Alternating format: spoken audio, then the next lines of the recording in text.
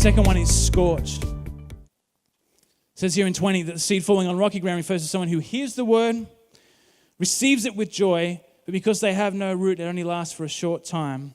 When trials, trouble, and persecution comes, they quickly fall away. In verse 6, Jesus says, when the sun came up, the plants were scorched and they withered because they have no root.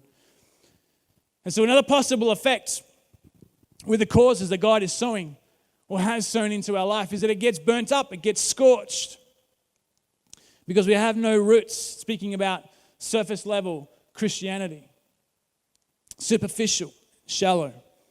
I don't think it's anyone's intention. I would doubt very much that anyone in this room or anyone in a church, for that matter, is intending to live a superficial Christian life. But plenty are.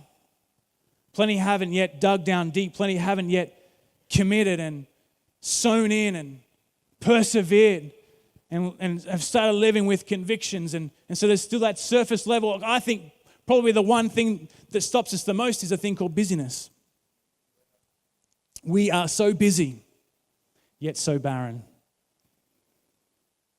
We are so busy, yet so dry. And you know what? To be honest, a lot of it is unavoidable. That's the world we live in.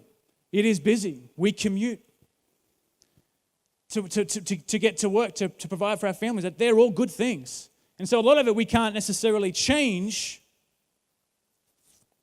We've got to find a way, though, to do what Mary did and position herself at the feet of Jesus before we go off and be a Martha and get busy doing what it is that God's called us to do or what it is that He's asking us to do.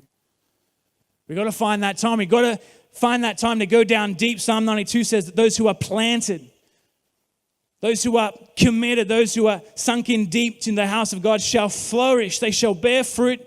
They shall be fresh and flourishing. There's a big difference between living your life potted than living your life planted. You could take the same tree, you could take the same orange tree, you can plant it in a field. It'll grow massive, big orange tree, produce hundreds and hundreds of oranges season after season. Or you can take that same tree, you can put it in a pot. Same potential, same seed.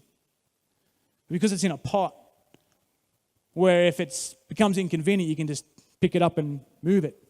Has no roots, hasn't dug down deep. The roots are shallow, and so it doesn't produce nowhere near as much as what it could have. The effect is nowhere near as much as what it could have, planted or potted. Those who are planted in the house of God shall flourish. It takes perseverance, it takes commitment, it takes conviction. One of the things I find interesting when reading this story, though, is that the very thing that was and that would normally give life became the thing that took it. You think about a seed, it needs the sun. You think about a seed being able to fulfill and reach its potential, it actually needs the sun. It needs the heat, it needs the light, it needs the energy that the sun produces. The problem is that in the wrong environment, that seed is scorched by the sun. In the right environment, it becomes fruitful.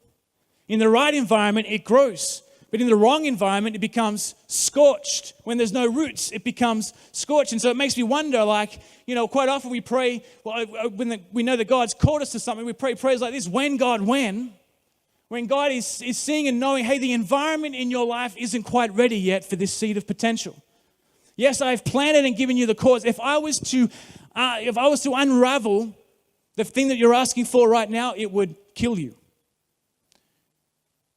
I'm waiting for you to dig deep in the areas of your character.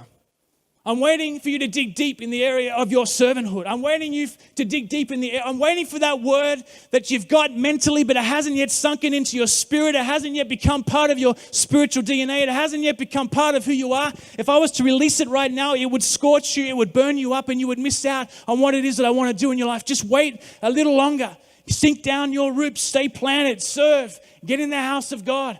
Get into my word. Allow the promises to go from your head to your heart, because it's in that place, it's in that environment that when the sun comes up, it'll produce fruit in your life.